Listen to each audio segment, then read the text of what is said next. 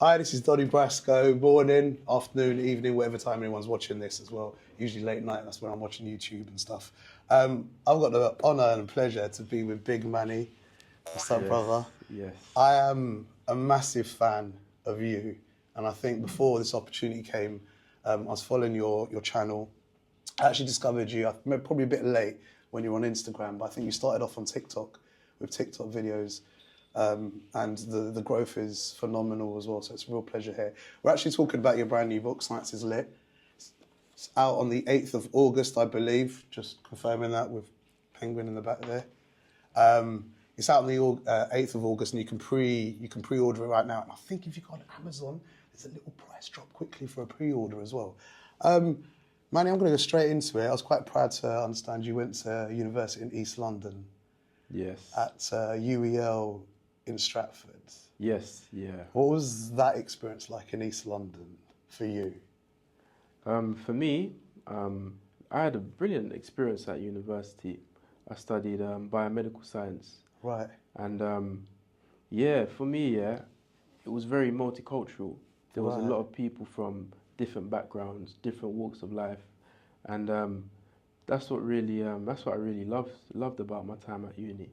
The fact that I could just meet so many different people and from different areas. I think the way you're connecting people now with your knowledge, and like I listen to a lot of your music just on the way up here as well. So shout out Big Manny on Spotify, by the way. Yeah, seriously, get some of those tunes, man. Science 1, 2, and 3. Number 2 made me cry.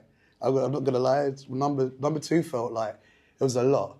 There's a lot in there, and I learned a lot about your life about it. So what I was going to say is in East London's not the nicest of place, and it can be quite moody, but you seem to have a very positive attitude and a very great thirst for knowledge that I find very inspiring from you. And I wanted to understand, does that come from a youth background, or was it a university that started inspiring or making you this person?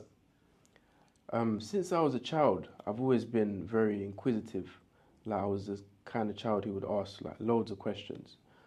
Just to give you like a sense of the kind of child I was, yeah, I would do things like open up my toys. If I had like a little toy car, I would open it up just so I could see what's inside, like how does it work, what's making it go. And that's why I gravitated towards science, because science gives you the answers to all of those questions. How does life work? Yeah. How do things work? So that's why I just chose science. And then along the journey, when I got to about year 8, I had a science teacher called Mr. Carter, and he was really passionate and engaging. Like when he was teaching science, like his face would literally light up. You could see like the happiness and the joy that he had when he was sharing the science. And he passed that excitement on to me. And yeah, he would do like loads of experiments. Literally every lesson he's doing a different experiment. And the same way he inspired me with science and got me excited about it, I'm trying to do that for the younger generation through my experiment videos as well.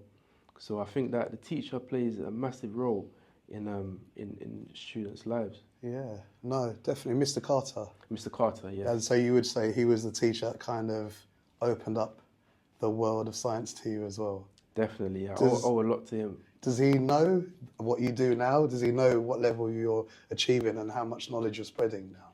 Have you ever met him? You know what's crazy, yeah? TikTok actually organised a Zoom meeting with me and Mr. Carter, and I hadn't spoken to him since when I had left school. So to speak to him and let him know that what I've gone on to do and all of what I'm doing is because of him, like it was brilliant to do that and to reconnect and let him know that he's been able to reach millions more kids and students around the world through me. Oh, man. So yeah, man, it was brilliant to reconnect with him. Oh, that's amazing. What was the first experiment, or the one, it doesn't have to be the first, what was the experiment that literally blew your mind when you saw it happen? Because I still remember first time my teacher showed me a magnesium strip on a Bunsen burner. I remember this class, there's 30 of them in a class back then, one Bunsen burner and one strip of magnesium. And I remember when he burnt this thing and it just held it up. We felt like He-Man. Yeah, yeah.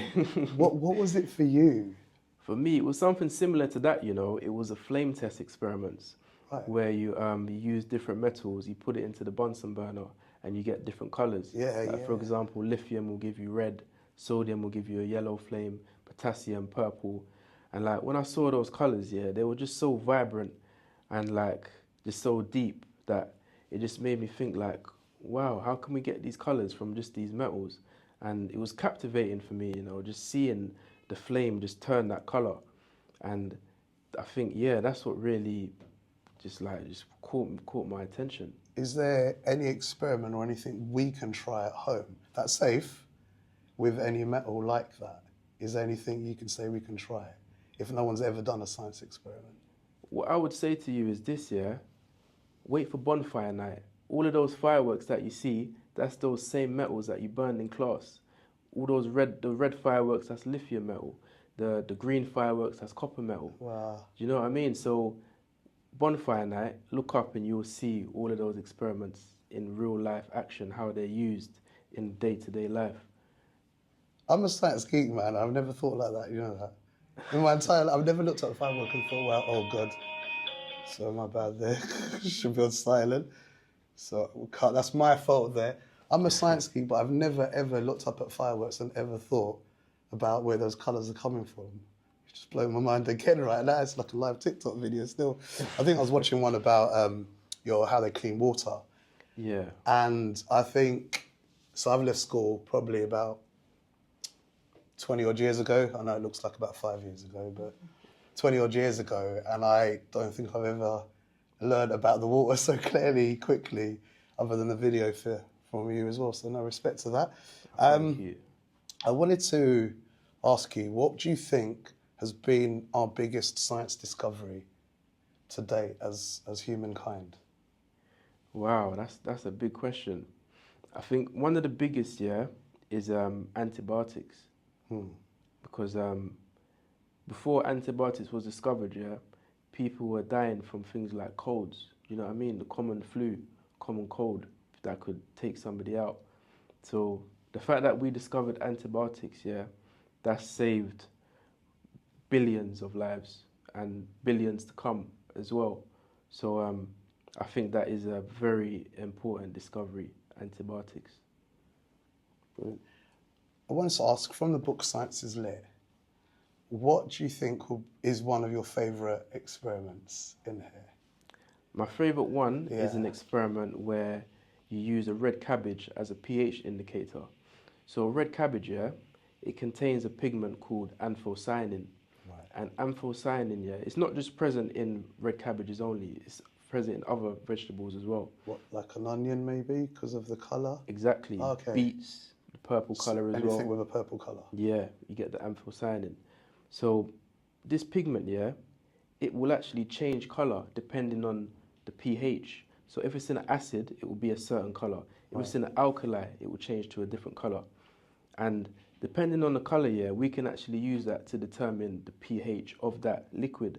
So I just find it crazy that we can literally find things in nature and use these as a way to test. Like, let's say you had some water, yeah, and you wanted to find out whether this water is safe to drink or not. Right. Is it acidic? Is it alkaline? Is it going to be corrosive to me when I digest it? You can literally get a vegetable, use it to test the water. What pH is it? Is it safe for me to drink? Nature gave that to us. That's crazy. Do you know what I mean? So if you're out and about trying to be Bear Grylls. Exactly. You know what I mean? Bear Grylls needs to understand. You're slacking, bro. You're slacking. That's mad. That's pretty awesome. So I want to go home, chop up a cabbage, get the juice out of it. Yeah. And you can drop bits of it in different liquids. Yeah. To see if they're acidic or alkaline. Yeah. And work out, oh, you're going to see me do that. I'll have to do that later on. Yeah, man. Get the best up everything as well. I wanted to ask you something a little bit more deeper. I've a young listener whose confidence is quite low. So we play some maths games in the morning, and his confidence is quite low. And his father messaged me, and he was quite supportive. He's like, you know, these little maths games you play in the morning, Doni, he's just, because he plays along and he answers them, his confidence is growing. But I feel this child, you know, it's hard for him, because I don't think he has the best time at school, right? And I think his father thinks he's probably a little bit maybe too clever, like doesn't laugh a lot sometimes. And it's quite hard. I think nowadays for young children, with everyone showboating and going towards media studies or computer sort of stuff, how do you find you want to promote a scientific background and career? Because I think even with your music, there was times when you mentioned it was hard to get work in this career. When I graduated, I was looking for a job, couldn't find no employment. So how can we tell the youth that it's okay to be interested in science and have a career in it? You know what, like, the perception these days, is that the cool jobs are things like being a musician, like a rapper, or being a footballer, or being like an athlete. Don't get me wrong, these things are brilliant, but you can also achieve great success by going down the educational route, by choosing science, for example. And I want to show people that science is very important and it applies to our everyday lives. And we need scientists as a society, because without scientists, how are we going to progress? How are we going to develop and move forward? So I want to show young people that it's a very important part of society that we need.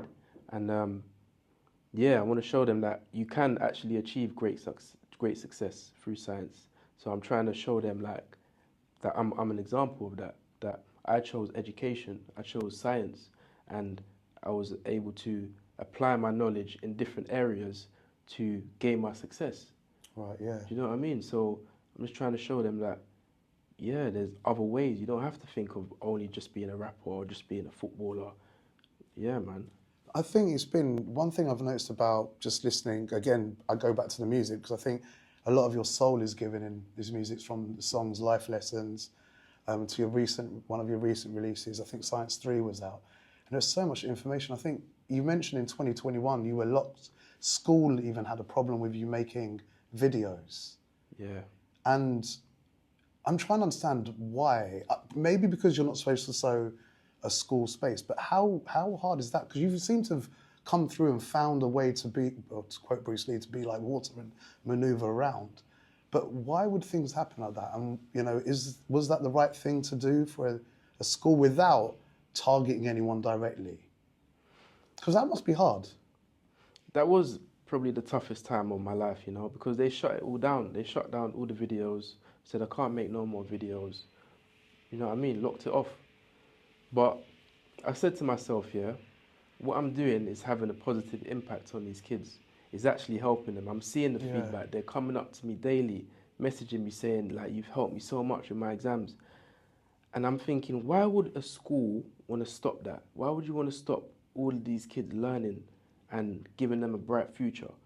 I said, you might want to stop it, but I'm not going to stop it. I'm going to continue. I'm going to do it at home. Do you know what I mean? Because these kids need it. They need it to survive. So that's why I took the risk, and I had to make a choice. Do I stay working at the school, or do I choose my own path? And I decided to choose my own path, and I had to be brave. I had to have a lot of courage because I didn't know what was on the other side. I didn't know 6 months down the line, I didn't know what's going to be there. Yeah. But all I knew was that this thing that I'm doing is having a very positive impact, and I'm not going to stop it. That's beautiful. And I'm sitting here and you're releasing your first book, which I think is amazing. I'm kind of glad. I'm sure that head teacher, principal looks back and thinks, it's a shame anyway. I think it's beautiful. I also wanted to know a little bit about your family. One of your lines in your song were, I think, you're more time on the gram when you could stay at home and chill with your gran. Yeah. So I wanted to know what part your family have played in your career and your development as well, because I think to have good, stable, like you come across really humble, online and in person, and I'm guessing you are very humble. So I just wanted to know where the family play a big part in your background. Family played a massive part. Like, my parents put very strong emphasis on education, and after a while, like, they didn't even have to tell me to study anymore or tell me to do my homework, because I just started doing it off my own back, because I knew the importance of it, because they told me the importance. And that's what it was like. My family, they really pushed me and encouraged me to keep up with education. That's beautiful as well. Great background. Manny, it's been a real pleasure talking to you and just learning a little bit more about the person behind the screen that we see. You truly are very inspiring. I think we're in a world where the way I see it, and I can only quote myself, is we don't have great role models. And I don't want to put weight on your pressure, but it's beautiful to see a young male being a role model, writing a book. That's not just a random story, it's actual factual base and of knowledge, and that you're sharing knowledge. And, you know, and sincerely, man, thank you. Thank you very much for your support as well, No, man. no, And it's thank you love. for following the journey over the years as No, well. it's beautiful. It's beautiful. I think Appreciate it. we're growing together, and you know, like I say, I'm a true fan. Very, you know, very inspired. It's hard. It's really hard. I know it's hard. It's a different world, and it's great when I see that you've got like 1.5 million followers on Instagram. I'm like, this is what it's about. Stop looking at Kim K. This is what you need to be watching. So thank you. I feel like you're saving the internet. Oh, thank you, man. Appreciate you.